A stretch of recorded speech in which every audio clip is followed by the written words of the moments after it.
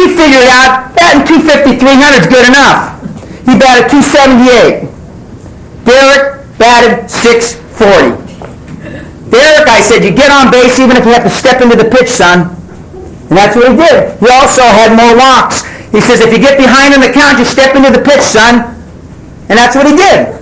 Now, he'd come with lumps, and my wife was always busting my back about it. She says, he's going to get hit in the head one of these days. That's exactly right. That's exactly what I said. He's wearing a helmet.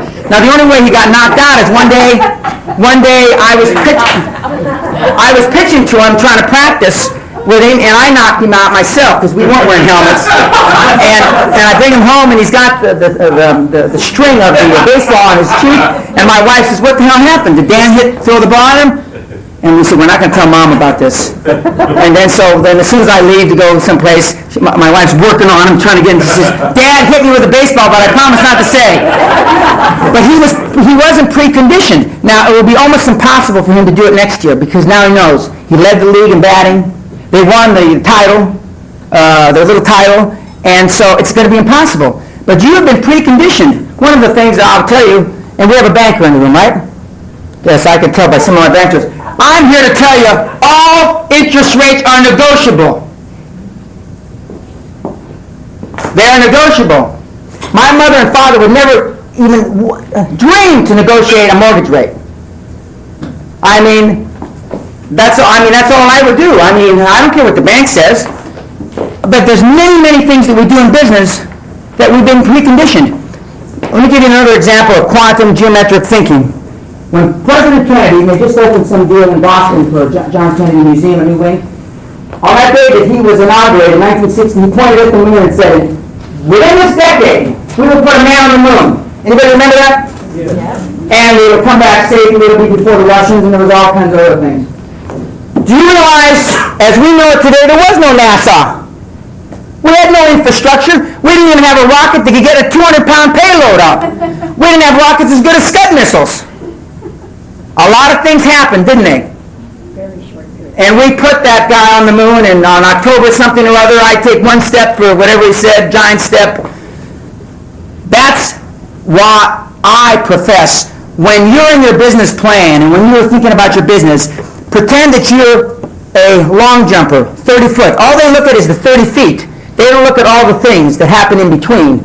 They look at their mark that they hit off of, and they look at the 30 foot, and that's all. They're not thinking about all the machinations they have to go through. When President Kennedy said that, he didn't think about all the machinations. When I set a $2 billion goal and to be in the highest paid executives in the United States, I didn't think of all the machinations. A lot of things happen. When energy gets going, momentum they call it, positive momentum feeds on itself. Success begets success. And successful people want to do business with successful people. I made a comment at the convention. I said, when I play golf, I either play golf with somebody that's better than me, which is hard to find, because I'm a good golfer, or it's somebody that's in a place that I want to be. I play golf at Bel Air Country Club a lot, and it has more retired Fortune 500 CEOs of any other country club in America. Every foursome has got 3 retired CEOs. Either that or Jerry West, general manager of the Lakers. And when, what's his name, from Boston says, I'll play with anybody as long as they can take off work in the afternoon. And what I'm here to say is you are what you think about. You're going to be who you are, who you hang around. And it's especially important, even if you're not a youngster, because you can change preconditioned thinking. You can.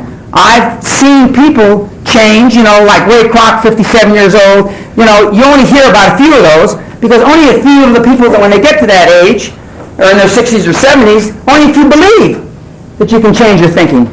You can. And I have changed my thinking just since I heard Ted Turner say, son, his father speaking to him, set goals that you can't accomplish in your lifetime. And that's changed my life, and I'm 48. Thank you very much.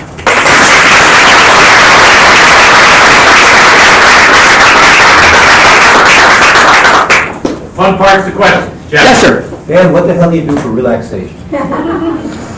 I lift weights. I run on a running machine. I don't run outdoors anymore. And I Stairmaster. And that's what I do. I normally try to do that an hour a day.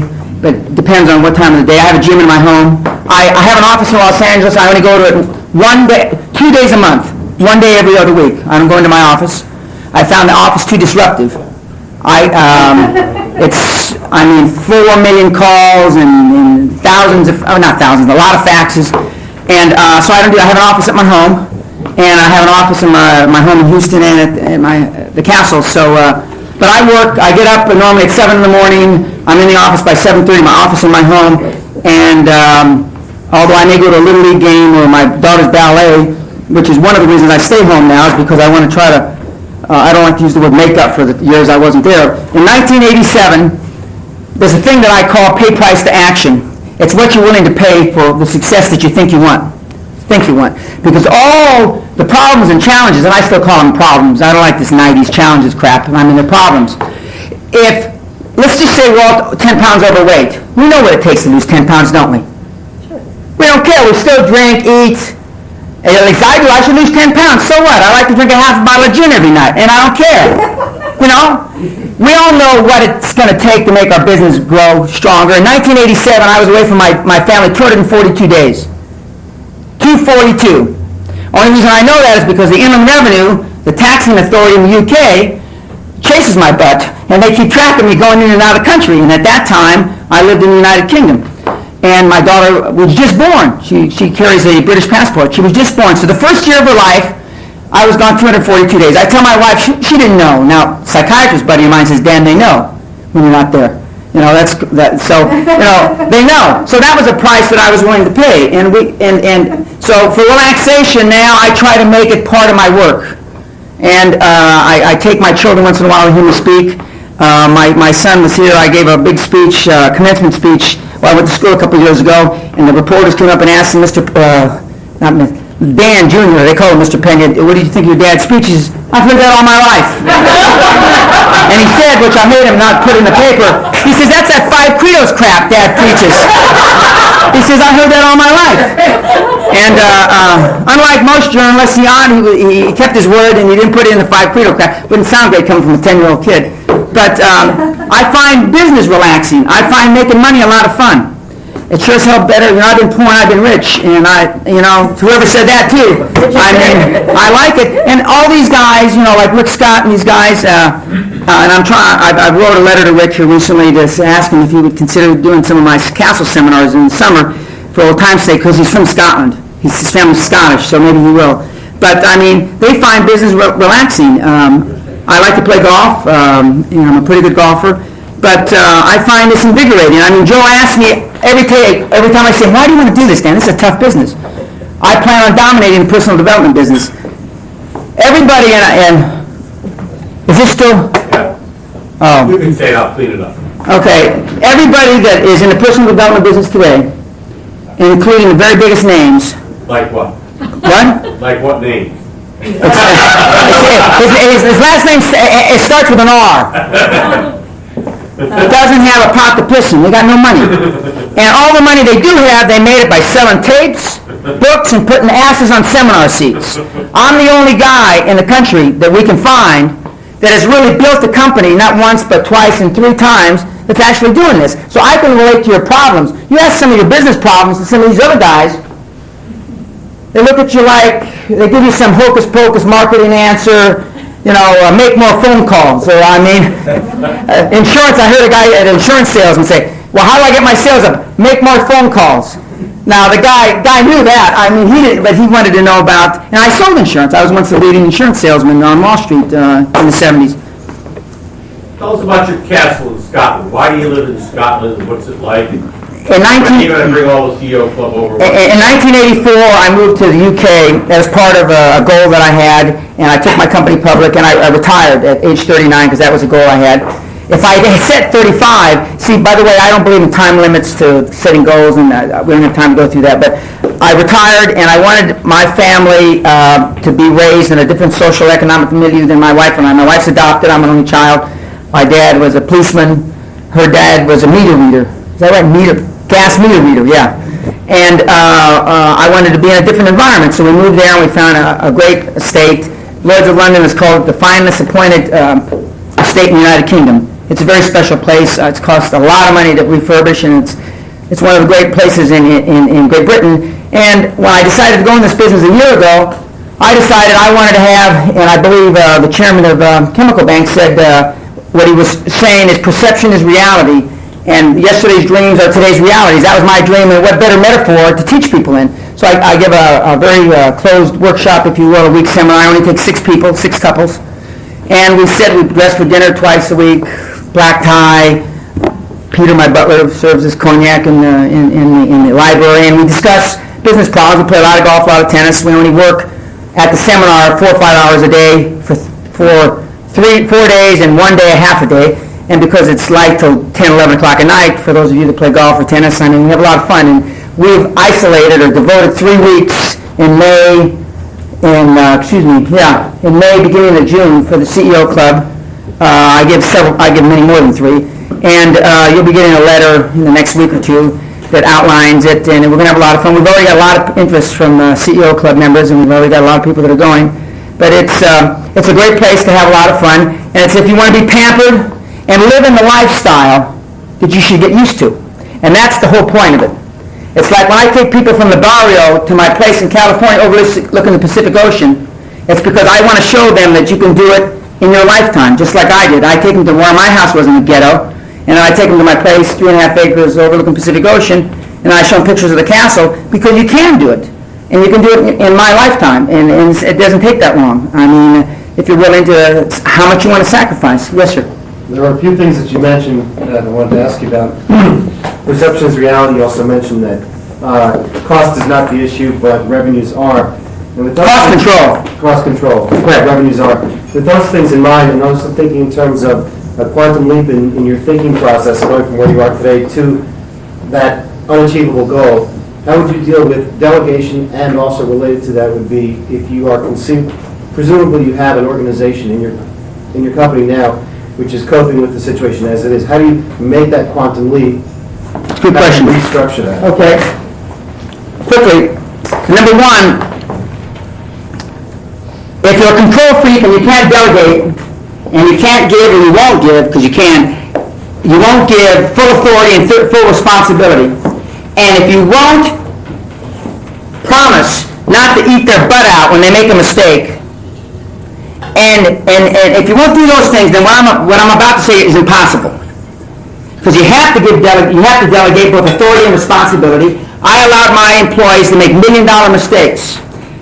Rick Scott on the front page of the Wall Street Journal just a few days ago said one of the reasons that he can run this big organization now with 138,000 employees, wherever he's got, is because he allows all his little district managers, which he's got millions of, to make $1 million decisions without going up the ladder. Now, you know that a lot of those $1 million decisions are going to be wrong. First of all, because it's the first time they're ever making them, and they're not used to it. But who knows? So you have to let loose. Less control is more control. I couldn't have made a fraction of what I did if I had kept the reins in tight. And you got to realize they're going to make mistakes. It's like your kids, for those of you that have kids. I mean, they make mistakes. And you show them the values, and hopefully as they grow older, I'm not there yet, so I'm a little weak on the kid raising part, not on the business growing part. I mean, that they'll learn. I allowed my people to make many, many decisions, and when I came in, it was only when they had a big, big problem. We bought Bow Valley USA in late '86, early '87, and my subordinates were handling it, and it fell out of bed. The Canadian government came down on us, Chemical Bank came down on us, everybody came down on us, and I came out of retirement to resurrect that. And so, but you've got to let loose. You've got to let loose. So, and to build an organization, the kinds of people you want are, 1, people that will come during traffic, work Saturday nights, that don't know that there's Christmases, Hanukkah, birthdays. I've been on record as saying holidays, birthdays, Christmas, Hanukkah are for poor people. The reason why I celebrate Friday the 13th as my anniversary, even though I was married on Friday the 13th, is because I have missed 16 of 20 anniversaries. So my wife and I celebrate all Friday the 13th, because at least Dan's going to be home some of them. Okay? The only reason my oldest son, who's born on January 1, I've been to most of his birthdays, because normally A deal closes by New Year's Eve, and I'm home New Year's Eve to see my kid on January 1. All the rest of them, I was at the management course for Derek's birthday. I was in trial for Kelly's birthday. And you've got to make those sacrifices. And more importantly, the people that work for you or that you're going to hire, you have to share your obsession with them. You have to make it their obsession. And the way I did it is money. Money. I gave away equity to all the companies I started, to the key employees. I gave it. I didn't sell it to them. I didn't make it an option. I said, here's 10% of the company. Here's 10% of the company. Here's 5% of the company. And then when I got to be a public company, which you can't do that, then I gave them massive options. We had millions and millions of shares of options. Plus we had all the other compensation things that we had. We had scholarship funds for the bright kids. We had scholarship funds for the dumb kids. I mean, we had a lot of things to make them a part of the growth process. Although, as I said at lunch, 10 years that we were in business, we lost money 2 years. The employees only bitched about the 2 years. They forgot the 40 or the 200% bonuses that they made in the good years, and that's part of life. I mean, I don't know how you overcome that. I wasn't successful at that. What I did very successfully was we only had 2 down years. I mean, I decided not to participate in the energy recession. In the businesses that I consult for now, I go through a whole Boraxo process. I don't care what the newspapers say. You know what? Try this. Take newspapers from 5, 10, 20 years ago, if you can get them at the library, Wall Street Journal, and read the columns. Same, except Same. things are different. But CNN's different. CNN's different. But I mean, it's the same. It's the worst recession in recent memory. It's the worst this. I mean, how many worses, as my kids would say, can you have? I mean, it's not. It's not. They told Ted Turner he was a nut 10 years ago when he started, whenever he started CNN. 10, 12 years. Yeah, I still remember. He's a nut. All these guys that have Vanguard ideas, they're nuts. Now, maybe Mr. Turner is a little nuts, but he's my kind of nuts. I mean, for sure, he's my kind of nuts. And I find myself, the older I get, maybe it's the less tolerant I get. On one hand, I get more tolerant with people that I can't change because I know they're going to be that way forever. But I get less tolerant of people that make fun of people that are vanguard, that do unique things. And I've been a guy that's been against the grain all my life. I mean, 86 times I've been told I can't do that, and 86 times I've been able to do it. Yes. Last 2 questions, Susan and then Leslie, and don't forget to leave your name tags when we go. Susan? Yes. I Yes, can't ma'am. tell you how much I agree with you and would love to have you lecture to my company anytime. By the way, I'm doing a special seminar for women.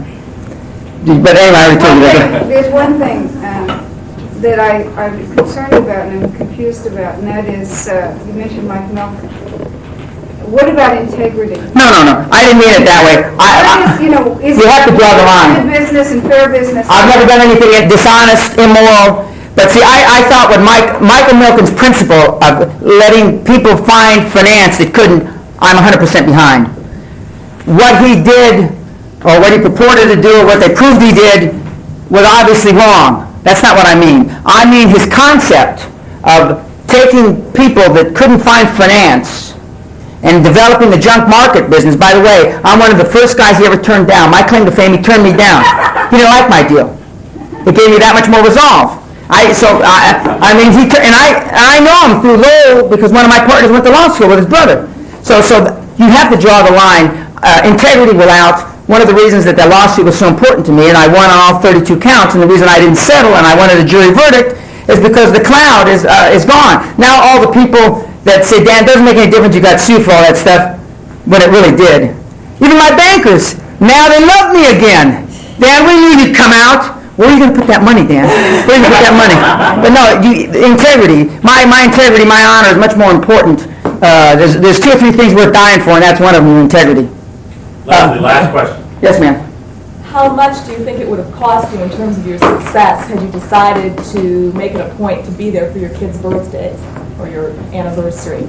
I don't know. All I know is a lot of deals that I did wouldn't have gotten done because there's a critical mass in a deal. There's a critical mass. There's a timing factor that when the deal, it's like an old friend of mine who's since passed away, used to be president of our drilling company, said, Dan, there's a time to bring the cow home to milk. I mean, there's a time in a deal to bring the cow home to milk. And sometimes that's on your 16th anniversary. Sometimes that's on Christmas.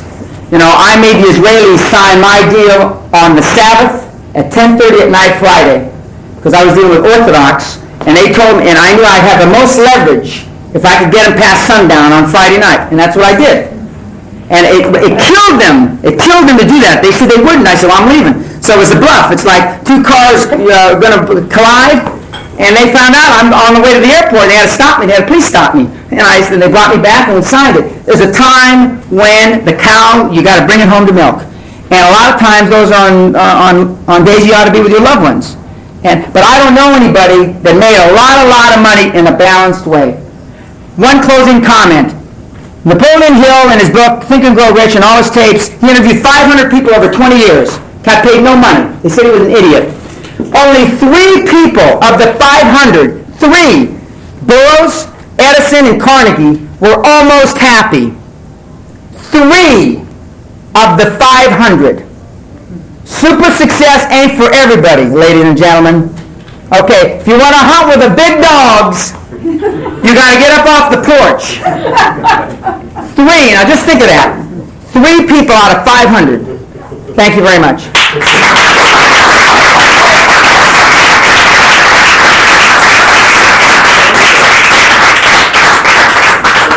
Good job. Leave your name tags, we'll see you for Herb Weeda.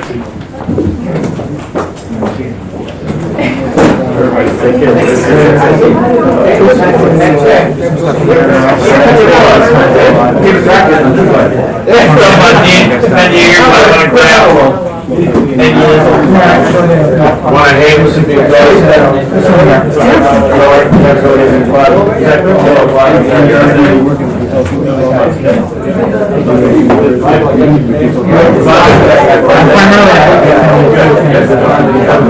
Hello, the dog. Hello.